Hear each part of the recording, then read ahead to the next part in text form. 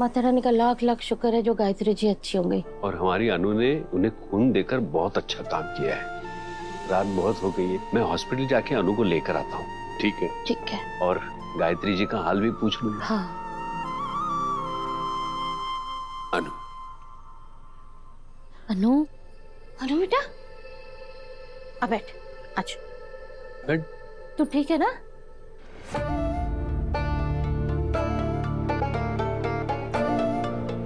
अनु बेटा, तूने खून दिया इसलिए थोड़ी कमजोरी लग रही है तुझे? नहीं पापा, मैं ठीक फील कर रही हूँ। ऐसे कैसे ठीक है?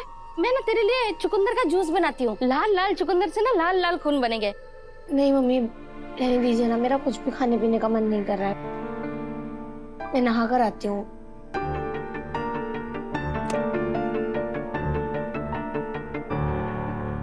पुष्पा जी, हाँ? जब सब कुछ ठीक हो गया है फिर भी अनु ऐसी बुझी बुझी क्यों लग रही है? इतना बड़ा एक्सीडेंट अपनी आंखों के सामने देखा है ना, झटका लगा होगा। थोड़ी देर वैसे छोड़ दीजिए उसे, ठीक हो जाएगी। ठीक है। ए भगवान, ये मीरा मैडम के चक्कर में भाई कहीं मुसीबत में ना फंस जाओ। अरे सोच रहा था अपना थोड़ा बहुत फायदा करवा लूंगा, उनकी पहुंच से एक दूसरा टेंडर निकलवा लूंगा। और अब क्या, सब उल्टा ही हो रहा है। अब तो टेंडर गया पहाड़ में। मुझे डर है कि कहीं मेरे जेल जाने का वारंट ना निकल जाए। हे भगवान, क्या करूं? होगा समझ नहीं आ रहा है कैसे करूं। भैया क्या हुआ? आप अकेले में बड़बड़ा क्यों रहे हो? मैं अरे कुछ नहीं, मैं तो गाना गा रहा था। पर मामा जी, आज से पहले तो हमने आपको टेंशन में कभी गाना गाते नहीं देखा। क्या हुआ? आपके चेहरे की हवाइयाँ क्यों उड़ी हुई हैं? अरे चुप कर, कुछ भी बोला मत कर, ऐसा कुछ नहीं है। भैया कुछ तो हुआ है। अब शाम से गायब हो, मैं कब से आपको फोन लगा रही हूँ, फोन भी नहीं उठा रहे। मेरा मन नहीं किया तो नहीं उठाया फोन। बढ़िया है मेरी फिक्र करने वाली। और तू क्या देख रहा है? बुआ, पापा को देखकर ऐसा नहीं लगा कि पापा कुछ छुपा रहे? हाँ लेकिन क्या?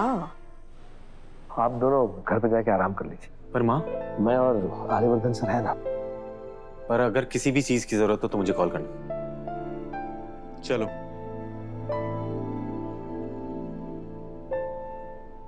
अरे खुशखबरी है। क्या? डॉक्टर साहब ने कहा है कि माँ बिल्कुल ठीक है, कल उन्हें घर लेके जा सकता है। कल वो डिस्चार्ज हो जाएंगी। मैं बाकी की फॉर्मेलिटीज पूरी कर लेता हूँ।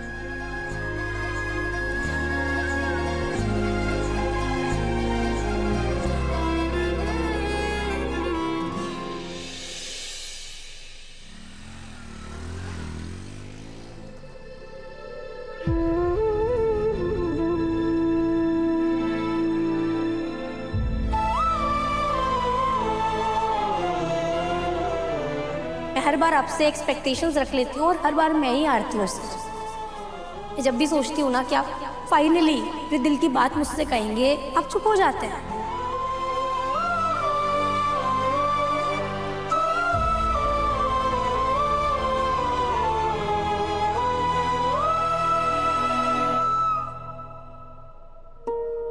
मैंने नई बात एक्सेप्ट कर ली है कि शायद जो कुछ भी था ना हम दोनों के बीच, वो एक तरफा था।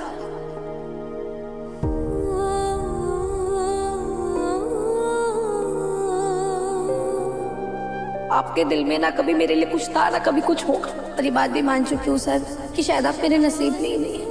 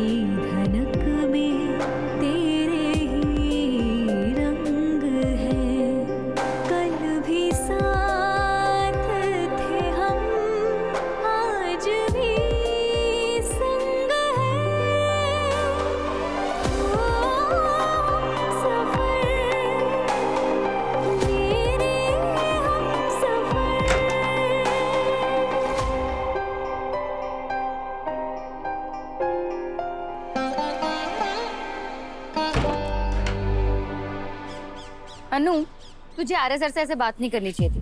हो सकता है उन्हें तेरी बातों का बुरा लग गया हो। जब खुद की तकलीफ बहुत बढ़ जाए ना सिमरन, तो चुप रहना बहुत मुश्किल हो जाता है। तू ही बता ना, कितना हर्ट करेंगे यार वो मुझे। अब से मैं उनसे एक्सपेक्ट कर रही हूँ कि मुझे प्रपोज करेंगे, पर वो तो वो कर नहीं रहे। और वो भी मेरी बातें सुन सुन कर और मुझे सेम बातें बोल बोल कर ना थक गई होगी सिमरन, कि टाइम दे, सर अपने दिल की बात कह देंगे, उन्हें थोड़ा वक्त दे, सही टाइम का इंतजार कर रहे होंगे। पर तू जानती है सच क्या है सिमरन, जब फीलिंग सही हो ना तो हर टाइम सही होता है। जब फीलिंग्स ना हो ना तो ये सही टाइम ना कभी भी नहीं आने वाला। अनु, तू ये क्या कह रही है? बिल्कुल सही कह रही हो सिमरन। ऐसा नहीं है कि सर कुछ कह नहीं पा रहे, सच ये है कि सर कुछ कहना ही नहीं चाहते हैं। जब भी उनसे कुछ पूछो उनके चेहरे की हवाइयां उड़ जाती है, उनके मुंह से शब्द नहीं निकलते। सॉरी, बाय, थैंक यू, ऐसे फॉर्मल शब्द उनसे 1000 बुलवा लो, पर जो मैं सुनना चाहती हूँ आई लव यू उनके मुंह से निकलता ही नहीं है। अब तो मुझे सच में लगता है कि ना ये सब मैं ही सुनना चाहती हूँ, पर सर कुछ कहना ही नहीं चाहते। इतनी जल्दी उम्मीद मत हार अनु। उम्मीद को पकड़कर भी कब तक रखूं सिमरन, एक लिमिट होती है ना यार। और मैं कसम खाकर बता रही हूँ मेरी वो लिमिट ना क्रॉस हो चुकी है। इसलिए मैंने भी आर्य सर को कह दिया कि अब मुझे उनसे कोई उम्मीद नहीं है। पर वर कुछ नहीं सिमरन, तू मुझे एक बात बता, तू उनके साइड है या मेरे साइड है? मैं तुम दोनों की साइड हो, क्योंकि तुम दोनों मेरे लिए एक ही साइड आते हो यार।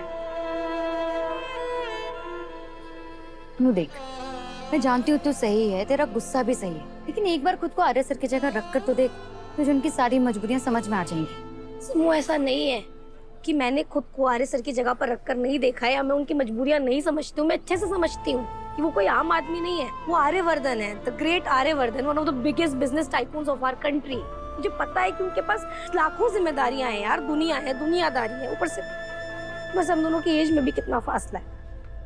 ये सारे सवाल मैं अपने आप से पूछ चुकी हूँ सिमो, पर अब मुझे जवाब नहीं, मुझे क्लैरिटी चाहिए, जो मुझे सर नहीं दे रहे हैं। इसलिए मैं भी उनसे कोई क्लैरिटी की उम्मीद नहीं कर रही हूँ यार। बस अब मैं ये समझूंगी ना मेरे और आर्य सर के बीच कभी कुछ था ना कभी कुछ होगा। पर अनु, ये सब आज भेजना है डिलीवरी के लिए कुरियर वालों को। ये डिजिटल भारत से हम जैसे छोटे बिजनेस करने वालों को बहुत हेल्प हो गई है।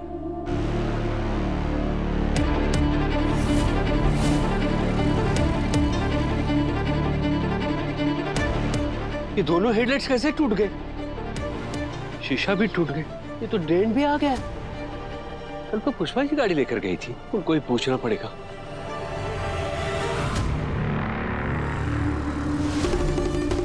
हाँ गोपाल, अब सारे सवालों के जवाब तेरी बीवी को ही देने होंगे।